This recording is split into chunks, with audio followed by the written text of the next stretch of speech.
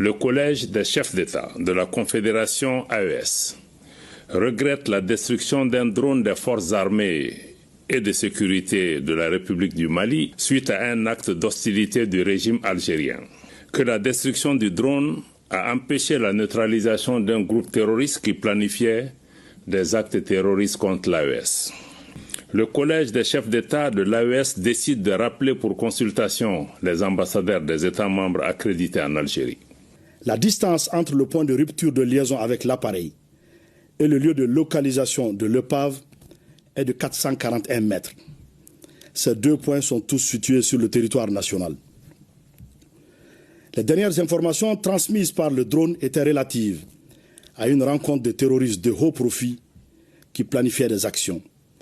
L'aéronef est tombé à la verticale, ce qui, probablement, ne peut s'expliquer que par une action hostile causée par des tirs de missiles sol-air ou air-air. Le gouvernement malien informe l'opinion nationale et internationale de la fermeture immédiate de son espace aérien à tout aéronef civil et militaire en partance ou en destination d'Algérie. On comprend avec ces événements que l'Algérie est une base arrière silencieuse du terrorisme. Mais les preuves se multiplient contre elle. Pourquoi une interception ce jour-là, précisément, alors qu'une opération cruciale visant Akgali était en cours? Son dernier communiqué, prétendant avoir abattu le drone malien pour violation de l'espace aérien, est une mascarade indigne d'une nation qui ose se prétendre être crédible. Les preuves algériennes, soi-disant stockées dans les bases de données secrètes, se heurtent à une réalité géographique implacable. Comment un appareil ayant pénétré à 1,6 km en Algérie pourrait-il finir en chute libre au Mali ? D'autant que le régime refuse toujours de partager ces données malgré les demandes répétées du Mali. Cette affaire n'est qu'un épisode de plus dans la longue liste des agressions algériennes. Les tensions montent brutalement entre l'AES et l'Algérie. L'AES condamne la destruction d'un drone malien par l'Algérie. Si vous vous rappelez, il y a quelques jours, j'ai parlé d'un drone malien qui s'était crashé au niveau de Tenzawaten. Et je faisais comprendre que les enquêtes étaient en cours parce que même le gouvernement malien ne comprenait pas ce qui s'était passé. Après les enquêtes, ils ont compris. C'est pour ça que le Collège des chefs d'État de l'Alliance des États du Sahel a exprimé sa vive condamnation suite à la destruction d'un drone malien par l'Algérie. Considérant cet acte comme une agression envers l'ensemble de l'espace confédéral, l'AES, composée du Mali, du Niger et du Burkina Faso, a décidé de rappeler ses ambassadeurs en poste à Alger. Donc que leur ambassadeur quitte les territoires de l'AES et retourne en Algérie. Cette décision marque une escalade dans les tensions entre l'AES et l'Algérie, soulignant les préoccupations sécuritaires et territoriales partagées par les pays membres de l'Alliance. L'Algérie abat un drone malien sur le sol malien. Le gouvernement malien confirme ce que beaucoup soupçonnaient déjà. Un drone de reconnaissance de l'armée malienne a bel et bien été abattu par l'Algérie dans la nuit du 31 mars au 1er avril sur le territoire malien. Une action que Bamako qualifie clairement d'agression. En réponse, les autorités maliennes annoncent avoir saisi les instances internationales contre le régime algérien et avaient convoqué l'ambassadeur d'Algérie déjà pour s'expliquer. Ce nouvel épisode marque une escalade inquiétante dans les relations entre les deux pays, à un moment où la souveraineté territoriale reste une ligne rouge pour le Mali. Enfin, le Mali se retire du comité d'état-major opérationnel conjoint avec effet immédiat. Ce qui ne doit pas vous surprendre, c'est une suite logique après les ruptures diplomatiques entre les deux pays.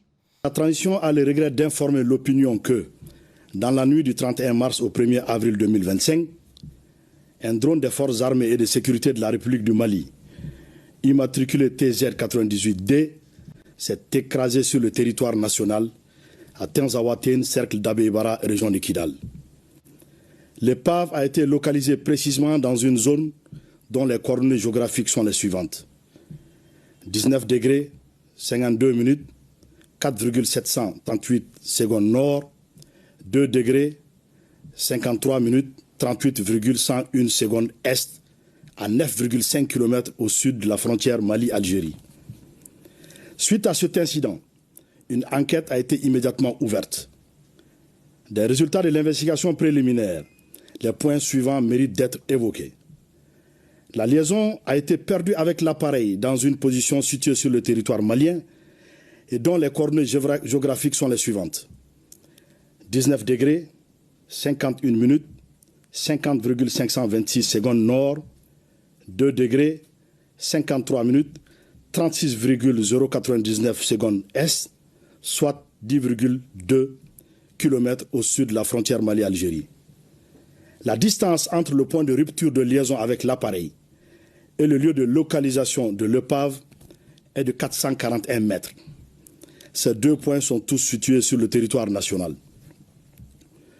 Les dernières informations transmises par le drone étaient relatives à une rencontre de terroristes de haut profit qui planifiaient des actions. L'aéronef est tombé à la verticale, ce qui, probablement, ne peut s'expliquer que par une action hostile causée par des tirs de missiles sol-air ou air-air. Quelques heures après l'incident, le gouvernement de la transition a pris connaissance par voie de presse d'un communiqué du ministère de la Défense algérienne revendiquant la destruction d'un drone qui aurait survolé l'espace aérien de l'Algérie sur 2 km. Afin d'approfondir les enquêtes, les autorités maliennes ont demandé aux autorités algériennes de leur fournir des éléments probants étayant la violation de leur espace par un drone de reconnaissance malien. Depuis 72 heures, aucune suite satisfaisante n'a été réservée à la demande malienne. Le gouvernement de la transition conclut avec certitude absolue que le drone des forces armées de sécurité maliennes a été détruit suite à une action hostile préméditée du régime algérien. Cette décision repose sur les éléments ci-après. Le silence coupable du régime algérien accordé à la demande malienne et son refus de coopérer confirment la responsabilité de ce régime qui a tiré sur le drone entraînant sa chute verticale. Les données précises de la trajectoire de l'appareil enregistrées dans le système prouvent sans ambiguïté que l'appareil n'a jamais quitté l'espace aérien de la République du Mali. De surcroît, le point de rupture de liaison du drone et le point de localisation de l'épave sont tous situés sur le territoire national malien. L'absurdité de l'argument de la violation de l'espace aérien algérien sur 2 km, autrement dit, comment l'épave du drone se serait retrouvée au Mali et à 9,5 km de la ligne frontalière si l'appareil avait réellement violé l'espace algérien sur 2 km. Face à la gravité de cet acte d'agression inédit dans l'histoire des relations entre le Mali et l'Algérie, le gouvernement de la transition condamne avec la dernière rigueur cette action hostile, inamicale, condescendante des autorités algériennes, dont le chef de l'État affirmait récemment à Mondovision que, je le cite, 90% des solutions maliennes se trouvent en Algérie. En outre, cet agissement prouve, si besoin en était, que le régime algérien parraine le terrorisme international. En effet, la destruction du drone a clairement pour effet, sinon pour but, d'entraver la neutralisation de groupes armés ayant revendiqué des actes terroristes.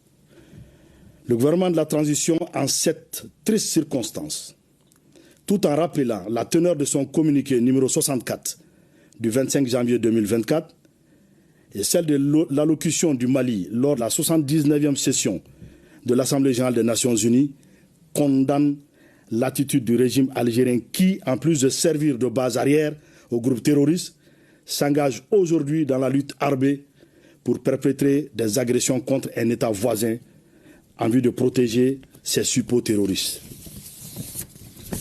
En conséquence, en réponse à cette énième provocation du régime algérien, le gouvernement de la transition décide de 1. Convoquer l'ambassadeur algérien pour protester contre l'hostilité du régime algérien. 2. Se retirer avec effet immédiat du comité d'état-major conjoint CEMOC. 3. Porter plainte devant des instances internationales contre le régime algérien pour acte d'agression. Aussi, le gouvernement de la transition fait remarquer que cette agression flagrante du régime algérien contre le Mali est en contradiction avec la participation effective de la République du Mali à la guerre pour l'indépendance de l'Algérie pour soutenir le Front de Libération Nationale, FLN. Enfin, il demande au régime algérien, exportateur de terrorisme, de cesser d'être une menace à la paix et à la sécurité régionale, puis d'adopter un comportement responsable visant à promouvoir la paix et le développement. Le gouvernement de la transition réitère à la population malienne que rien n'entamera la détermination des forces de défense et de sécurité maliennes sous le leadership de son Excellence le général d'armée Assimi Goïta, président de la transition, chef de l'État, à poursuivre et à atteindre le noble objectif d'éradiquer le terrorisme sous toutes ses formes. Suivant cette volonté, dans les heures qui ont suivi l'agression du régime algérien contre le drone malien, d'importantes cibles terroristes ont été frappées avec succès dans la localité de Tinzaouaten et ailleurs sur le territoire malien. Ces opérations vont continuer et pourront s'intensifier selon l'évolution de la situation. Vous avez écouté les résultats de l'enquête. Comment l'Algérie peut prétendre que le drone a franchi leurs frontières sur des kilomètres quand bizarrement la carcasse du drone a été retrouvée à 9 km à l'intérieur du Mali? Comment c'est possible? Ça ne l'est pas, sauf si c'est un mensonge justement. Donc, suite à l'acte d'agression perpétré par le régime algérien en soutien aux groupes terroristes opérant dans l'espace confédéral de l'AES, le Burkina Faso, le Mali et le Niger ont rappelé leurs ambassadeurs accrédités en Algérie en consultation. Et le message a été passé par Abdoulaye Diop, le ministre malien des Affaires étrangères. Sur instruction des plus hautes autorités de notre pays, j'ai l'insigne honneur de délivrer le communiqué du Collège des chefs d'État de la Confédération des États du Sahel, AES. Le Collège des chefs d'État de la Confédération AES regrette la destruction d'un drone des forces armées et de sécurité de la République du Mali, immatriculé TZ98D, suite à un acte d'hostilité du régime algérien, dans la nuit du 31 mars au 1er avril 2025, à Tinzaouaten, cercle d'Abbé Bara, dans la région de Kidal. Le Collège des chefs d'État de la Confédération AES rappelle qu'en application de sa décision en date du 22 décembre 2024, il a décidé, entre autres mesures, de faire de l'espace confédéral un théâtre unique d'opérations militaires. Par conséquent, le Collège des chefs d'État de la Confédération AES considère la destruction du drone des forces armées et de sécurité maliennes comme étant une agression visant tous les États membres de la Confédération AES et une voie perfide de promouvoir le terrorisme ainsi que de contribuer à la déstabilisation de la région. Cet incident est d'autant plus grave qu'il ressort des conclusions de l'enquête que la destruction du drone a empêché la neutralisation d'un groupe terroriste qui planifiait des actes terroristes contre l'AES. Le Collège des chefs d'État de la Confédération de l'AES condamne avec la plus grande énergie cet acte irresponsable du régime algérien en violation du droit international et à rebours des relations historiques et fraternelles entre les peuples de la Confédération AES et le peuple algérien. En outre, le Collège des chefs d'État de l'AES décide de rappeler pour consultation les ambassadeurs des États membres accrédités en Algérie. Le Collège des chefs d'État de l'AES, d'une part, rappelle au régime algérien que l'éradication du terrorisme demeure une lutte existentielle pour l'AES. D'autre part, exige de lui d'adopter une posture constructive et de contribuer enfin à la promotion de la paix et de la sécurité dans notre région. Enfin, le Collège des chefs d'État de la Confédération AES rassure les populations que les forces de défense et de sécurité demeurent pleinement mobilisées pour assurer leur sécurité et défendre l'intégrité de l'espace confédéral.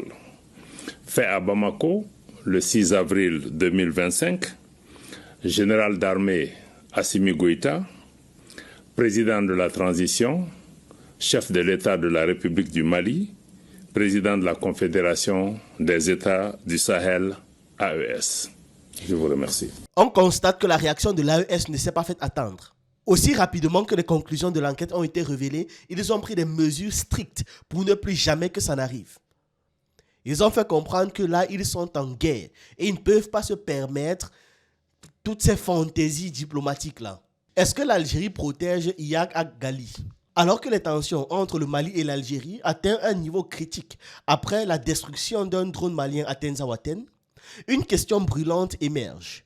Pourquoi est-ce que l'Algérie a choisi ce jour précis pour pouvoir intercepter un appareil effectuant des missions routinières dans la zone? Les éléments recueillis suggèrent une manœuvre délibérée pour pouvoir protéger Iyad Ag-Ghali, un chef terroriste notoire et cible prioritaire des forces maliennes. Selon des sources sécuritaires du Mali, le drone abattu le 1er avril 2025 appartient à l'armée malienne et était déployé dans le cadre d'une mission de renseignement ciblant un groupe de hauts cadres du GNIM, dont Iyad Ag-Ghali en personne. Ce dernier, recherché par la Cour pénale internationale pour crimes contre l'humanité, était localisé près de Tenzawaten, une zone frontalière stratégique où les groupes terroristes opèrent en toute impunité. Pourtant, l'Algérie a affirmé avoir abattu l'appareil pour violation de son espace aérien, sans fournir de preuves tangibles. Une explication qui suscite le doute, bien évidemment. Ce même type de drone turc, Baykar Akinci, acquis par le Mali en 2024, survole régulièrement la région sans incident. La coïncidence est troublante. Pourquoi une interception ce jour-là, précisément, alors qu'une opération cruciale visant Ag-Ghali était en cours? Depuis des années, des rapports confidentiels et des analyses d'experts soulignent les liens troubles entre Iyad Ag-Ghali et les services de renseignement algériens. En 2012, des sources de l'ONU révélaient déjà que le chef terroriste bénéficiait du soutien transfrontalier pour pouvoir échapper aux frappes internationales. Jérémy Keenan, professeur à la SOAS de Londres, affirmait en 2017 qu'Ag-Ghali est lié au service secret algérien. Cette protection supposée impliquerait l'audace persistante du leader du GNIM qui opère en toute impunité dans le nord du Mali malgré les mandats d'arrêt et les sanctions internationales. L'Algérie se présente comme un acteur clé contre le terrorisme. Mais ses actes contredisent ses déclarations. En décembre 2023, une opération malienne avait abouti à la neutralisation de l'émir terroriste Fagaga dans la même zone de Tinzawaten. Cette réussite démontre l'efficacité du Mali lorsque ses efforts ne sont pas entravés. Pourquoi alors avoir ciblé le drone cette fois-ci? En abattant un drone au moment précis où Ag-Ghali était dans le viseur, l'Algérie a peut-être dévoilé son jeu. Préserver l'instabilité régionale pour pouvoir asseoir son hégémonie. Le Mali, en dépit de ses défis sécuritaires, continue de faire preuve de résilience et de détermination dans sa lutte contre les groupes terroristes qui menacent sa stabilité et la stabilité de toute la région du Sahel. L'engagement sans faille de ses forces armées témoigne de la volonté du pays de restaurer la paix et la sécurité sur l'ensemble de son territoire. Il n'y a pas un seul centimètre de la frontière malienne qui doit encore subir le terrorisme. Donc maintenant, l'Algérie, sous couvert de légitime défense, vient une fois de plus de dévoiler son vrai visage. Celui d'un État voyou, semant le chaos chez ses voisins. Son dernier communiqué, prétendant avoir abattu le drone malien pour violation de l'espace aérien, est une mascarade indigne d'une nation qui ose se prétendre être crédible. Les preuves algériennes, soi-disant stockées dans les bases de données secrètes, se heurtent à une réalité géographique implacable. L'épave du drone est à 9,5 km au sud de la frontière malo-algérienne, selon les coordonnées publiées par Bamako. Comment un appareil ayant pénétré à 1,6 km en Algérie pourrait-il finir en chute libre au Mali? L'absurdité de l'argument d'Alger confine au ridicule, d'autant que le régime refuse toujours de partager ces données malgré les demandes répétées du Mali. Cette affaire n'est qu'un épisode de plus dans la longue liste des agressions algériennes. Rappelons-le, avec le Maroc, l'Algérie alimente depuis des décennies le conflit du Sahara occidental, armant le Polisario et sabotant toute initiative de paix. En Libye, elle est accusée de soutenir militairement des milices contribuant à l'instabilité chronique du pays. Au Mali et au Niger, son double jeu est éclatant. Tout en se présentant comme médiateur, Alger servirait de sanctuaire à des groupes terroristes selon les accusations de Bamako. La destruction du drone malien survient alors que ces derniers étaient en train de traquer les terroristes à Tenzawaten. Alors, c'était quoi la stratégie calculée derrière? Protéger ces proxys terroristes tout en asphyxiant les efforts sécuritaires du Mali. C'est une méthode qu'ils ont déjà appliquée en Libye, où les milices, qui sont leurs amis, les amis d'Alger, bénéficient d'une impunité régionale. Le gouvernement algérien, drapé dans son communiqué, aussi creux qu'arrogant, ose invoquer la réciprocité en rappelant ses ambassadeurs. C'est une pirouette diplomatique pour pouvoir masquer son rôle dans ces affaires. La fraternité affichée avec le Mali est une insulte désormais. Quand on sait qu'Alger n'a cessé de mettre les bâtons dans les roues de la transition malienne, préférant la fragmentation du Sahel plutôt que son émergence. Ridicule sur la forme, mais dangereuse sur le fond. La réponse algérienne confirme une vérité crue. Alger est en état de délinquance politique. Il exporte son chaos au-delà de ses frontières. Le Sahel mérite mieux qu'un voisin pyromane qui met le terrorisme comme étant un instrument de pouvoir. Suite à l'annonce par voie de presse de la fermeture de l'espace algérien aux aéronefs maliens, le ministre des Transports et des Infrastructures du Mali a publié le lundi 7 avril 2025 le communiqué numéro 2 MTI 2025. Par mesure de réciprocité et en raison de la persistance du régime algérien à parrainer le terrorisme international, le gouvernement malien informe l'opinion nationale et internationale de la fermeture immédiate de son espace aérien à tout aéronef civil et militaire en partance ou en destination d'Algérie. Cette décision a immédiatement prise effet le lundi 7 avril 2025 et ce sera ainsi jusqu'à nouvel ordre. On comprend avec ces événements que l'Algérie est une base arrière silencieuse du terrorisme. Mais les preuves se multiplient contre elle. Et le fait qu'ils fassent des déclarations creuses, des affirmations creuses, qu'ils essaient de se défendre tant bien que mal, ne va rien changer à la vérité qui s'est dévoilée et qui continue de se dévoiler. Ce pays est clairement l'ennemi de l'AES.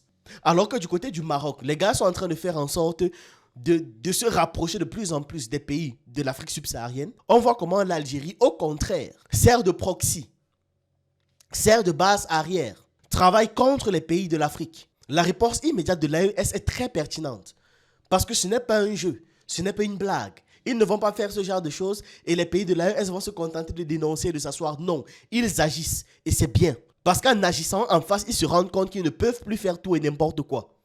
Et c'est une excellente chose. Donc, comme l'Algérie se bombe le torse d'avoir une des armées les plus puissantes d'Afrique, là, c'est seulement sur le papier. On verra si elle est capable de tenir tête. Parce qu'ils pensent que leurs actes n'auront aucune conséquence. On va quand même terminer la vidéo avec une bonne nouvelle. C'est un récent décret au Niger qui officialise le Haoussa comme langue nationale du Niger, langue nationale du pays, et c'est magnifique. La mesure découle de la charte de la refondation adoptée le 26 mars 2025. L'article 12 de cette charte reconnaît les 11 langues nationales du pays, plaçant le Haoussa, langue majoritaire, au premier rang. Et c'est magnifique. C'est beau, c'est comme ça qu'on se réapproprie notre culture. Cette décision intervient dans un contexte de distanciation avec la France et surtout de rapprochement avec sa culture et son patrimoine. C'est comme ça que ça doit être présenté. De rapprochement avec sa culture, son patrimoine, ses valeurs, son combat. En tout cas, le fait que le Niger soit récemment sorti de l'Organisation mondiale de la francophonie montre à suffisance à quel point il ne se considère plus comme étant un précaré de la France. On devait terminer avec quelque chose de positif et ça, c'est un geste à saluer. C'est tellement salutaire. C'est ce que j'avais à partager avec vous dans cette vidéo. Dites-moi ce que vous en pensez en commentaire. J'attends vos avis, vos analyses et on se retrouve une prochaine fois.